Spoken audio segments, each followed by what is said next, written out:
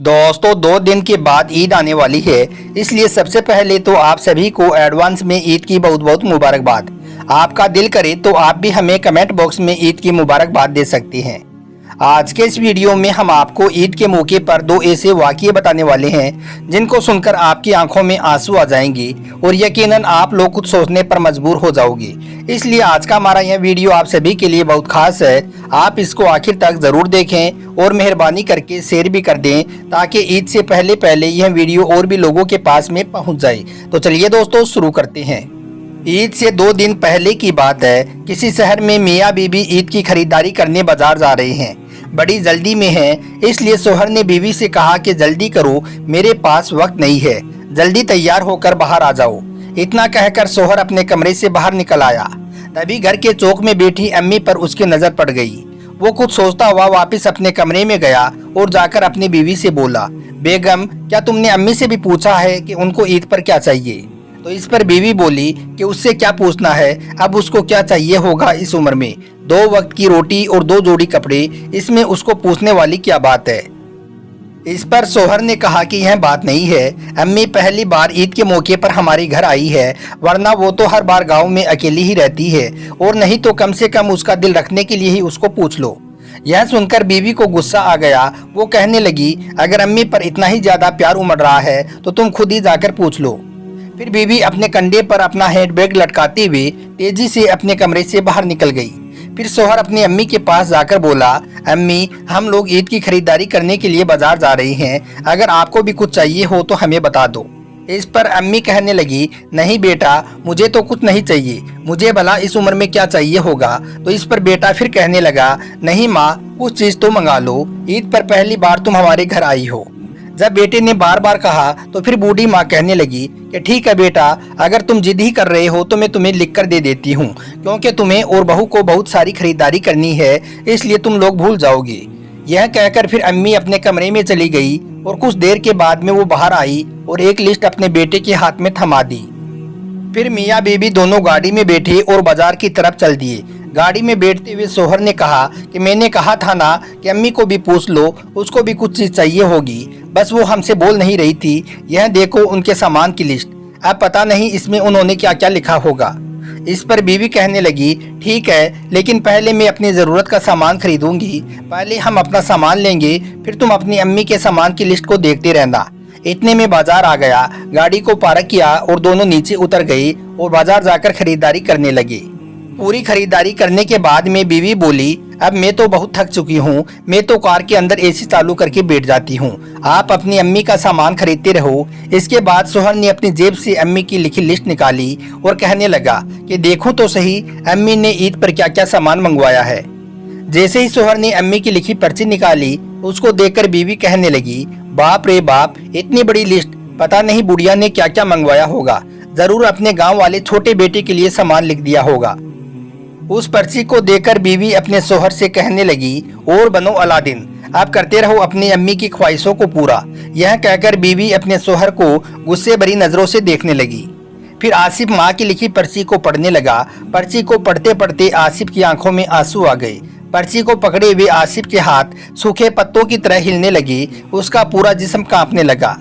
यह देखकर बीवी घबरा गई, कहने लगी कि क्या हुआ, ऐसा क्या मांग लिया तुम्हारी अम्मी ने? इतना कहते हुए बीवी ने अपने शौहर के हाथ से वो पर्ची छीन ली और उस पर्ची को बीवी पढ़ने लगी। पर्ची को पढ़कर बीवी भी हैरान हो गई, क्योंकि माँ की लिखी उस पर्ची में लिखा था, बेटा आसिफ मुझे ईद पर तो क्या किसी भी मौके पर कुछ भी नहीं चाहिए, लेकिन फिर भी अगर तुम जिद कर ही रही हो तो तुम्हारे शहर की किसी दुकान से अगर मिल जाए तो मेरे लिए कुछ फुर्सत के पल ले आना। ढलती हुई शाम हूँ अब मैं, बेटा मुझे अब गहराते हुए अंधेरे से बहुत डर लगने लगा है। पल पल मेरी तरफ बढ़ रही मौत को देखकर अब मुझे बहुत डर लगता है। जानती हूँ मैं मौत को टाला नहीं जा सकता है, पर बेटे अकेलेपन से मुझे बहुत घबराहट होती है। जब तक मैं तुम्हारे घर पर हूँ कुछ वक्त बैठा कर मेरे पास में, कुछ देर के लिए ही सही, बांट लिया कर मेरे बुढ़ापे का अकेलापन। बिना दिया जलाए ही रोशन हो जाएगी मेरी शाम। कितने साल हो गए बेटा तुझे छुए हुए, एक बार फिर आ मेरे पास में और मेरी गोद में अपना सर रख और मैं ममता भरी हथेली से सहलाऊं तेरे सर को और मुस्कुराकर फिर मिलूं मौत के गले। बेटा क्या पता अगली ईद पर मैं रहूं या ना रहूं। पर्ची की आखिरी लाइन को पढ़ते पढ़ते बीवी की भी आंखों में आंसू आ गए। तो दोस्तों, माँ ऐसी होती है। याद रखें, आप अपने घर के उन बड़े दिल वाले लोगों को जिनको आप बूढ़े या बुढ़िया की श्रेणी में रखते हो, वो आपकी जिंदगी की रोशनाई है। अल्लाह के वास्ते आप उनकी खूब अच्छे से देखभाल करें। यकीन मानिए, आपके भी बूढ़े होने के दिन नजदीक ही है। उसकी तैयारी तुम आज से ही कर लो। इसमें कोई शक नहीं है कि आपके अच्छे बुरे काम देर सवेर आप ही के पास में लौट कर आने वाले हैं। दोस्तों, इसी तरह से अब आपको एक गरीब घर की ईद का भी वाकया बताते हैं, जिसको सुनकर यकीनन आपकी आंखों में आंसू आ जाएंगे। ईद से 2-4 दिन पहले एक घर में मियाँ बीबी बैठे हुए थे। दोनों मियाँ बीबी रोजे की हालत से हैं और घर के सारे बच्चे भी रोजे से हैं। इतने में बीवी अपने शोहर से कहती है कि तुम्हारी उस काम का क्या हुआ। इस पर शोहर कहता है कि अगर मुझे वो काम मिल जाता तो बच्चों के लिए ईद के कपड़ों का इंतजाम हो जाता। ऐसा करना, इस बार भी तुम अपनी अम्मी के यहाँ से बच्चों के कपड़े ले आना। इस पर बीवी कहने लगी कि शादी के बाद से यह 5वीं बार ईद आई है और हर बार ईद के कपड़े मेरी माँ के यहाँ से ही ला रही हूँ। इस पर शोहर ने कहा कि क्या हुआ, इस बार और ले आना। यह सुनकर बीवी ने कहा कि क्या आपको मालूम नहीं है कि पापा का रिटायरमेंट हो गया है और अम्मी भी अब बीमार चलने लगी है। वो लोग तो खुद ही अपना घर बड़ी मुश्किल से चला पा रहे हैं। इस पर शोहर ने कहा कि तुम्हारा भाई तो बहुत पैसे वाला है, उनसे बोल देना। तो इस पर बीवी कहने लगी, बेशक मेरा भाई बहुत पैसों वाला है, लेकिन वो दिल से बहुत गरीब है और मेरा भाई तो अपनी बीवी का गुलाम है। वो जितना कहती है वो उतना ही काम करता है। उसमें अगर जरा भी गिरत होती तो आज मेरे अब्बू अम्मी को वो इस हाल में छोड़कर अपनी बीवी के साथ में अलग नहीं रह रहा होता। उसके आगे हाथ फैलाने से तो अच्छा है कि मैं भूखी ही मर जाऊं। यह सुनकर शोहर कहने लगा, यह बात तो तुम बिल्कुल सही कह रही हो। जो इंसान अपने माँ बाप का नहीं हो सका, वो भला किसी और का कैसे हो सकता है। फिर बीवी कहने लगी कि ये कोई जरूरी भी नहीं है कि ईद मनाने के लिए नए कपड़े ही हो। ईद तो पुराने कपड़ों में भी हो सकती है। इस पर शोहर कहने लगा, मेरी मासूम बच्ची, अल्हम्दुलिल्लाह यह रमजान के महीने में सारी नमाजी रोजे और कुरान पाक की तिलावत कर रही हैं। यह ईद की कितनी खुशियां कर रही होंगी। सोच रही होंगी कि 2 दिन के बाद में ईद आ रही है, हम भी नए कपड़े पहनेंगे।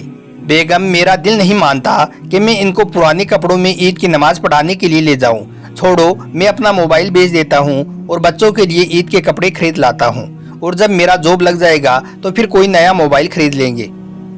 इस पर बीवी कहने लगी, मैं आपसे एक बात बोलूं, आप अपने छोटे भाई से कुछ पैसे क्यों नहीं मांग लेती हो? उसके पास तो बहुत पैसे हैं। इस पर शोहर कहने लगा, मुझे पता है वो नहीं देगा, उल्टा वो अपनी बीवी के सामने मुझे 2-4 बातें और सुना देगा और मुझे जलील और रुस्वा कर देगा। बेवजह इज्जत चली जाएगी।